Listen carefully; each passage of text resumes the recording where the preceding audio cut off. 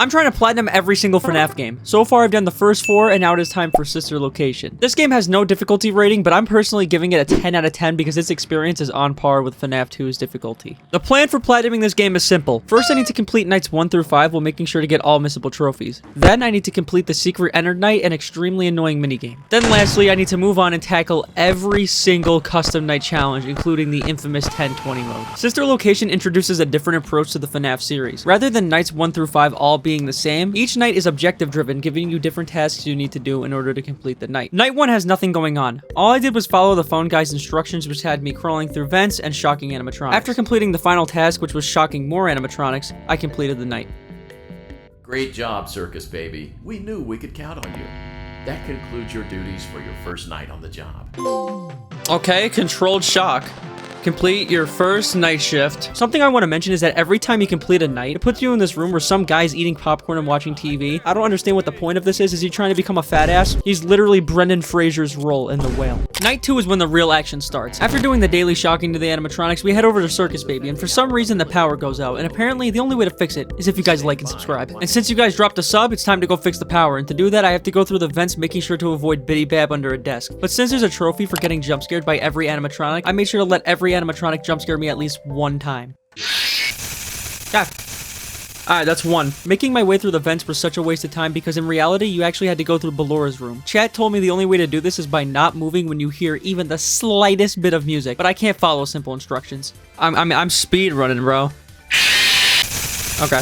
Getting through Ballora's room brought me to the power room where I had to restore the power. The only danger this level featured was Freddy, and all I had to do was restart the circuit board while avoiding Freddy. The way I was able to avoid him was paying attention to the danger bar that's in the top corner, which indicated how close I was to being killed. And I really had no clue what I was doing. The worst part about this game is that it has no checkpoints, so when you fail something, you have to restart from the very beginning every single time.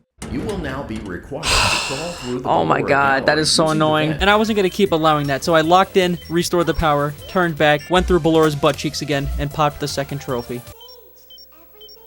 Great job. This completes that's your it. tasks for the night. Please proceed back through the Ballora gallery with care, and we'll see you back here tomorrow. Oh, okay, breaker room. Getting thrown right into night 3, our objective is to get through Funtime Foxy's room using a flashlight. When I flash the light and see him, that's a clear indication it's not safe to move. But if he's not there, then you're all good. That scared me, I'm not gonna lie. Getting through Foxy's room led me to a room where I needed to repair Freddy, which had me opening his face and his chest, revealing a red button in his chest, which if you press, releases his puppet Bonbon. This little shit is one of the worst animatronics in the whole game, and I'll explain later why. Now that Bonbon was roaming freely, I had to stop him in his tracks, and the only way to do that is by pressing his bow tie. But since I'm playing on a slow-ass controller, it was nearly impossible. Whatever, bro. Every time I died, I would be put back at the beginning of the level, having to go through Foxy's room and opening Freddy's suit again and again and again because I kept failing this level. I was stuck on this part for a good 20 minutes since my smooth brain couldn't handle simple tasks. I need to wait for him to rise all the way.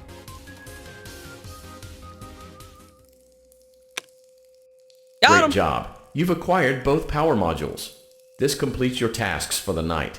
Please exit the building through Funtime Auditorium, and we'll see you back here again tomorrow. With that finally over, I turn around and go through Funtime Foxy's room again where he clapped my cheeks and I thought I failed. But that was just the transition into night 4 where he stuffs me into a springlock suit, giving me the trophy for beating night 3.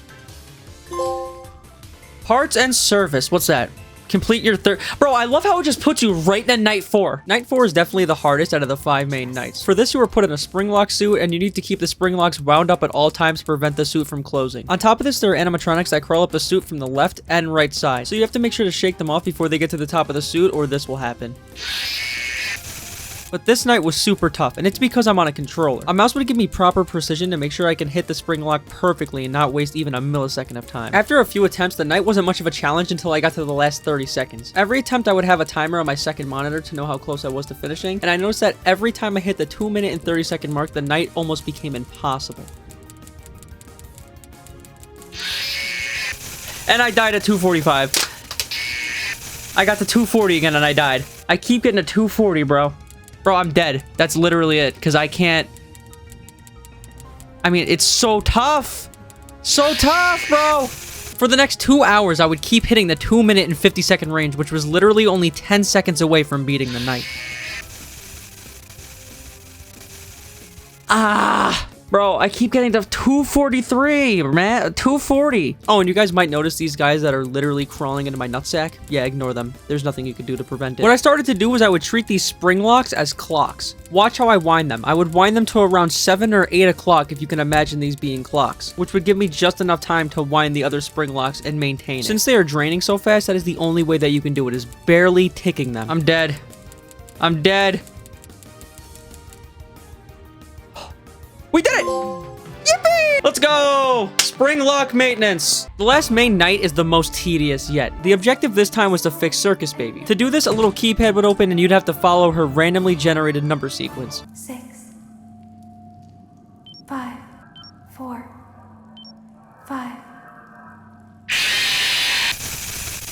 Now, would you be surprised if I told you that the reason this keypad sucks absolute ass is because I'm playing on, you guessed it, a controller? I don't want to admit how many times I failed this part, resulting in me getting clapped by the baby, but it was a lot. After I finally completed the keypad sequence, you were given instructions while walking through Foxy's room. Basically, the instructions were telling you when you had to move and when not to move. But for some reason, every time I would follow instructions, it would still kill me. Stop.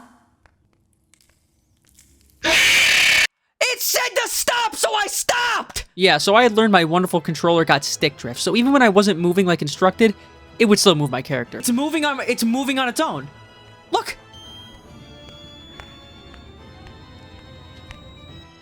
It's moving on its own. What made this night so rage-inducing was every time I died, I would have to restart from the beginning, redo the entire keypad sequence, and I was starting to lose my mind. I went forward and left! I went!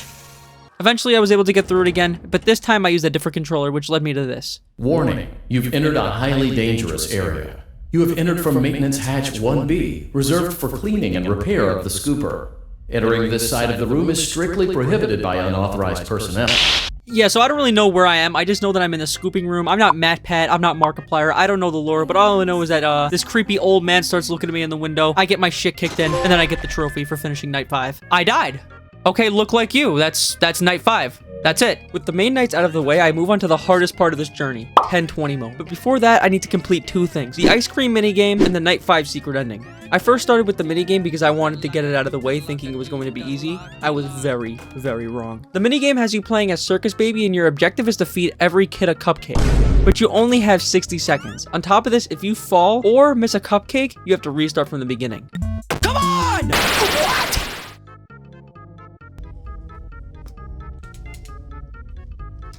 What? The minigame is super simple in retrospect, but for some reason, I kept failing the simplest things, like jumping from platform to platform.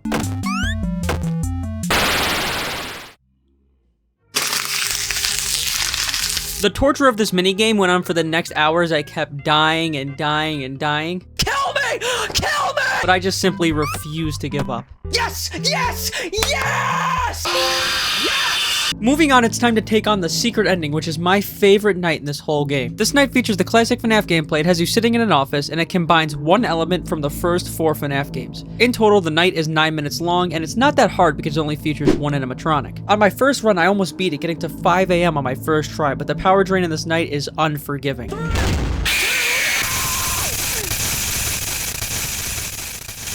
I had a second left! Unfortunately, since I had failed the night, I had to redo the entirety of night 5, which meant going through Foxy's room, doing Circus Baby's keypad, and then running to the secret room before getting jump scared. To complete this night, I used a pretty simple strat. When spawning in, I'd wait around a minute before actually doing anything, then I'd check the cam. After 8 seconds, I'd check the cams again. If I heard or saw entered at the door, I'd then close it and wait for him to leave. And I would repeat that the entire night. How much time do I have left?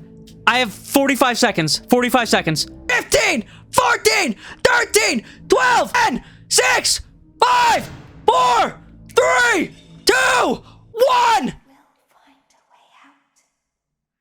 Who's the king? Me! Pop! Oh, there we go. All that was left to finally complete FNAF's sister location was Golden Freddy mode, aka 1020 mode. Not only do I have to do the hardest mode in the game, which is only achieved by 56 people on PlayStation, but I have to do every single custom night challenge leading up to 1020 for the trophies You Won't Die and Fazbear Frights. It really wasn't that bad. I was able to complete all of them until I got to 1020. At some points of this challenge, I was contemplating just skipping this and going to FNAF 6 because I genuinely did not know if I was going to be able to beat this. I might honestly just, what if I just stop with this game, bro? What if we just move on? If I can't beat this, bro, what if I just upload the video without the last night? I'm thinking about doing this at this point. Now, I'm obviously not including every single attempt, but when I tell you guys, I literally could not get past 12 a.m. for the first, like, 10 hours of me playing this night. I'm really not lying. The night was way too overwhelming, and as many times as I kept replaying it, I just could not get past 12 a.m. With the help of my chat and studying tons of guides, I learned a lot about how the animatronics worked. By doing this, this would give me a big advantage, because I would actually know how the night works. And as I mentioned before, each animatronic has a unique strat. Starting with Ballora. In-game, you will hear her music blasting in your right or left ear, and when it gets ridiculously loud, you need to close the door that she is at. When the music fades, that means she's gone away and you can open it. The biggest threats in this game were Bonnet and Yendo. Bonnet is the worst animatronic in this game, and I hate him just as much as I hated Toy Bonnie in FNAF 2. The only way to counter Bonnet is by bopping his nose as he walks across your screen, but obviously that is damn near impossible on a controller. But with the help of this guide, I used a strat that had my cursor on the screen at all times so it would not move. So anytime Bonnet walked past my screen, I could just press X to bop his nose. But half the time, that didn't even work. On top of having to deal with Bonnet, there's also Yendo that spawns every time you close the monitor, and he is super unforgiving. He drains your oxygen at a rapid rate, and losing oxygen doesn't kill you, but it turns your screen black, preventing you from seeing, which obviously kills you. The only way that you can counter Yendo is by opening your camera again and closing it. Yendo isn't the only one that drains your oxygen. Bidybab and Electrobab act as a pair who drain your oxygen and power, and the only way to stop them is by shocking them on the cams. Not only does Bidybab drain your oxygen and power, but he also goes into the only vent that's in your room. And half the time, you won't even know if he's there because it's super hard to hear.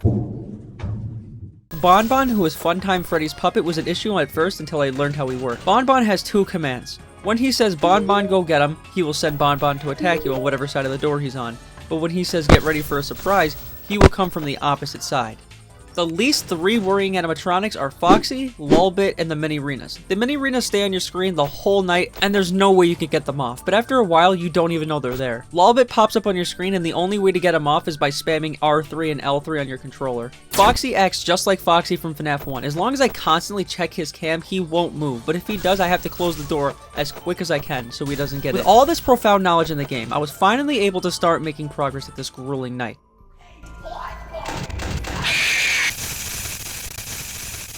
Yeah. I was that close. I was that close. So that was my first time getting to 5 a.m. And as disappointed as I was, it felt super good because I knew I was going to beat it. So I went again. Cool. Nice. Nice. I got... again, bro. 5 a.m. run again, bro. I also got a trophy for dying from all animatronics. But the main reason I kept failing was because of Bonnet. There were so many runs where he would just walk past my screen and I would miss the nose and have to restart the night. And let me tell you, there were a lot of deaths from Bonnet. Oh. 10 fucking seconds left. But at this point, I was getting 5 a.m. back to back to back. I just died at 5 a.m. After a month of grinding and over 20 hours in this night alone, surely I was gonna get a lucky run and finally beat it. Let's see what happens.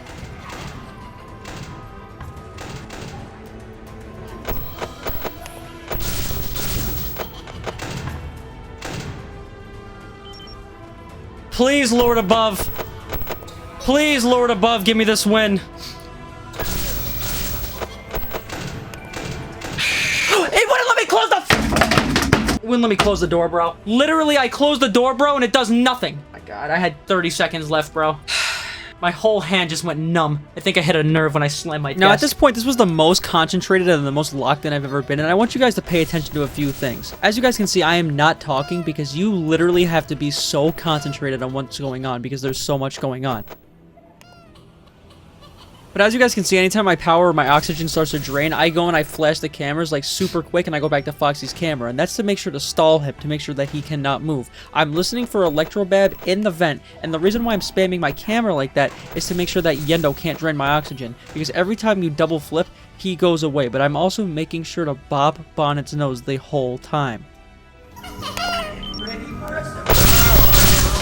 Now, the one advantage I will say console has is being able to use your D-pad to close the vents, because as you guys could hear, he just said get ready for a surprise, meaning Bonbon was going to be going on my left side, and I also had Bidybab in the vent above me. So I was able to press left and forward at the same time to close them both. One thing I'm also doing is I'm checking on Foxy every 5 seconds because that is the absolute minimum that you have to check on him before he moves into his next phase, but I also got to conserve my power. What it purely comes down to is concentration and muscle memory. You really just need to learn what's going to happen next and what the animatronics are going to do, as well as you need to be able to hear. You got to be able to hear when Electrobab is coming in the vent, when Freddy is moving, and you have to be highly alert to Foxy's phases. And another big thing that you need to pay attention to is the oxygen that, as you guys can see, is rapidly declining on my screen. Now, this is no issue for me because I had the gamma on my monitor turned all the way up, so it looked like I was looking at a constant flashbang, which I guess you could say is cheating, but I don't really care. I was desperate. But as I had mentioned earlier, that if the oxygen drops way too low, I won't be able to see a thing. But I could, because as I said, I had the gamma all the way up. Keeping calm was a big issue I had, which if you're playing this night, you need to keep real calm. My anxiety was starting to get to me, as you guys can see, around 4 a.m., and I was getting really nervous. And you're your worst enemy. If you can't keep calm during these intense moments, then you're not going to win. And a big thing is power. I'm going to put on the screen the checkpoints that you should be having for each hour. And around 5 a.m. is when it starts to get very intense. As you guys can see, my screen is going pretty dark, so I just have to lock in and hope that I can win.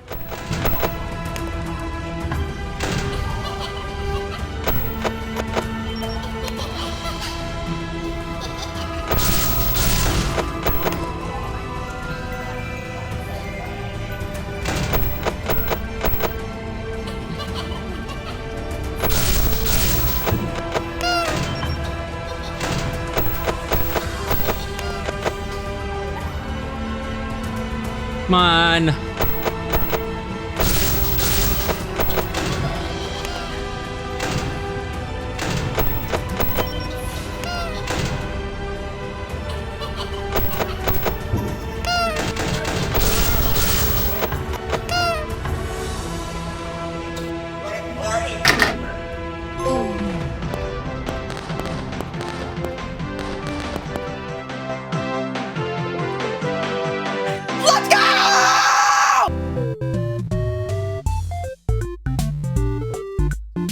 Did it, chat? I love you all.